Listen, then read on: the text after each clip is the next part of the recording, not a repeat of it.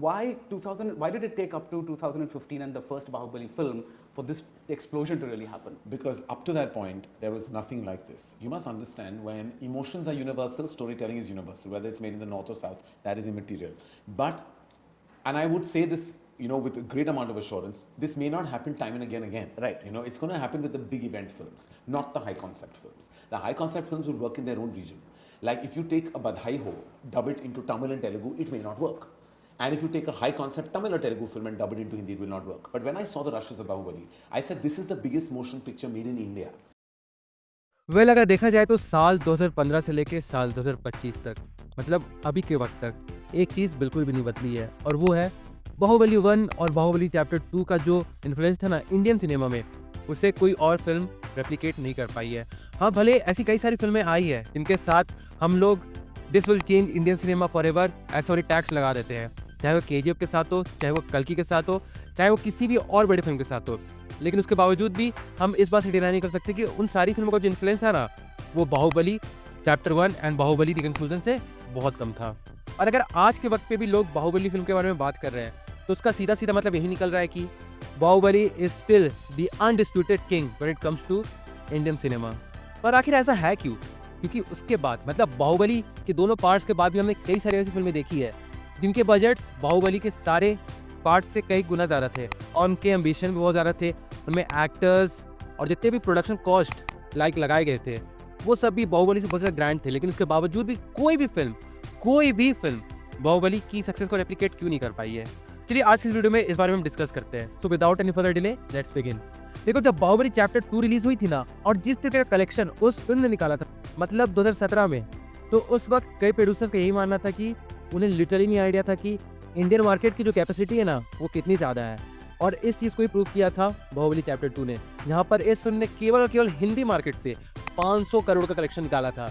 और ये 500 करोड़ का कलेक्शन उस वक्त था जब इंडियन सिनेमा के बड़े बड़े स्टार्स 400 करोड़ का भी कलेक्शन नहीं दे पा रहे थे।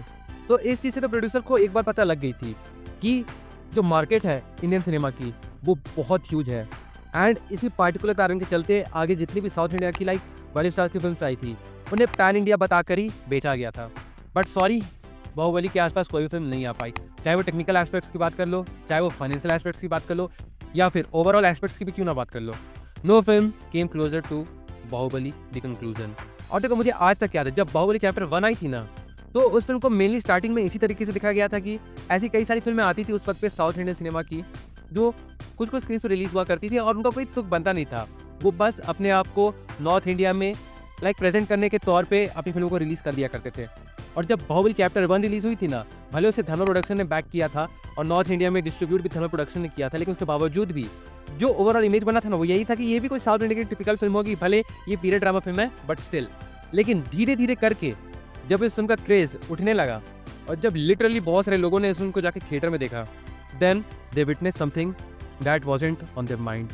और फिर वर्ड ऑफ माउथ के स्प्रेड होने के चलते इस फिल्म ने नॉर्थ इंडिया में भी अपनी मार्केट को बना लिया, और इसकी हाइप धीरे धीरे इतनी ज़्यादा बढ़ी कि हम सबको पता ही कि बाहुबली चैप्टर 2 ने क्या हिस्ट्री क्रिएट की थी।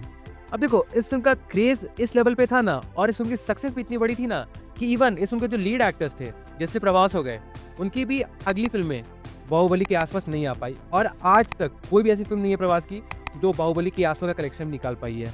और इसी बात के साथ अगर कंक्लूड किया जाए इस पर्टिकुलर चीज़ को, मतलब बाहुबली चैप्टर 2 के बाद को, तो हम ये कह सकते हैं कि कई बार मेकर्स, एक्टर्स और जितने भी लोग एक फिल्म में जुड़े हुए रहते हैं ना, वो जब अपनी पीक पे पहुंच जाते हैं ना, तब बाहुबली जैसी कहानी हमारे सामने आती है। और आज तक इस फिल्म के सारे कैरेक्टर्स आइकॉनिक बने हुए हैं, चाहे वो अमरेंद्र बाहुबली हो, चाहे वो महेंद्र बाहुबली हो, चाहे वो राजमाता शिवगामी देवी हो, चाहे वो कटप्पा हो, चाहे वो राणा रघुपति सर का भलाल देव का कैरेक्टर हो, and who can forget the legendary cameo by Kichcha Sudeep sir. All these characters are still iconic. और अगर बाहुबली फिल्म की बात चल रही है, तो हम इस फिल्म के जो मेन माइंड है, मेन आइडिया जिन्होंने प्रोड्यूस किया था, उन्हें कैसे बोल सकते हैं? The man himself S Rajamouli. देखो, अगर बाहुबली की टीम में अगर कोई एक बंदा है जिसने अपनी पीक को सिर्फ और सिर्फ बढ़ाया था बाहुबली के बाद, तो वो है one and only Rajamouli sir. क्योंकि बाहुबली चैप्टर 2 देने के बाद जब उनकी अगली फिल्म आई थी RRR, तो उसने सिर्फ पैन इंडिया में नहीं, ग्लोबली अपना नाम बनाया था। हाँ, भले हम ये कह सकते हैं कि उस फिल्म का कलेक्शन बाहुबली द कंक्लूजन से काफ़ी कम था, लेकिन अगर फिल्म की रीच की बात की जाए तो RRR is clearly the winner. और देखो बाहुबली जैसी फिल्में जो होती है ना, वो तुरंत ही बन जाती है कि एक दिन किसी इंसान को एक कहानी का आइडिया आया, उन्होंने उस कहानी को लिखा, उसे स्क्रीन प्ले का रूप दिया, किसी डायरेक्टर को चुना गया, उसने एक्टर्स की डेट को फाइनलाइज़ किया और फिल्म बन गई। बिल्कुल भी नहीं, ये एक बहुत ज़्यादा लेंदी, बहुत ज़्यादा मेहनती वाला प्रोसेस होता है। और हम सबको पता है कि Baahubali chapter 1 as well as Baahubali chapter 2 के लिए एक्टर्स, डायरेक्टर्स और पूरी टीम ने कितने सालों की मेहनत की थी। और आज का वक्त तो ऐसा कि अगर किसी बड़े सुपरस्टार से उसकी 2 साल का भी वक्त मांग लिया जाए ना किसी एक फिल्म के लिए, तो वो भी मिलना बहुत मुश्किल है, अनटिल एंड अनलेस कोई हीरो खुद की प्रोडक्शन हाउस की मूवी कर रहा हो। But the actors of Baahubali chapter 1 and chapter 2 dedicated their life to this film, या फिर कह सकते हैं to this phenomenon named Baahubali, and the result we saw was definitely something. और देखो एक और चीज़ है ना जो बाहुबली को एक अलग फिल्म बनाती है बाकी सारी फिल्मों से, और वो है कि इस फिल्म ने अपने आप को कल्चरली बहुत ज़्यादा रूटेड रखा था। मतलब इस फिल्म ने माना कि हाँ, इस फिल्म में ग्रैंडियोर का बहुत बड़ा एस्पेक्ट है, लेकिन उसके साथ साथ इस फिल्म ने रिलीजियस एस्पेक्ट्स है ना, उससे भी बहुत अच्छी तरीके से कैरी किया था विदाउट ऑफेंडिंग एनीवन। एंड जिस तरीके से इस फिल्म की कहानी महादेव से शुरू हुई थी, उसी ठीक तरीके से इस फिल्म की कहानी भी महादेव पर जाकर ही ख़त्म हुई। And this was something which was missing from the Indian cinema from a long time. अब देखो मैं यहाँ पे कोई रिलीजियस मुद्दा लिखने बैठने वाला हूँ, एक्चुअली में मुझे ये डिटेल बहुत अच्छा लगा था एंड इसीलिए मैंने इस चीज़ को आपके साथ शेयर किया। But still yes, the religious and cultural aspects of this film was just top notch.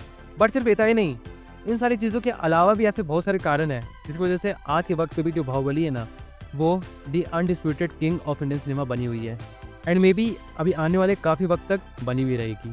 जैसे इस फिल्म की अब ग्राउंड ब्रेकिंग VFX की बात कर ले, जो आज के टाइम पे भी बड़े बड़े बजट वाली फिल्मों में देखने को नहीं मिलती है। And Baahubali achieve this in the year 2015 and 2017। And love और hate Karan Johar, but he literally defined Baahubali in the best way possible, the largest motion picture made in India, and that is so true.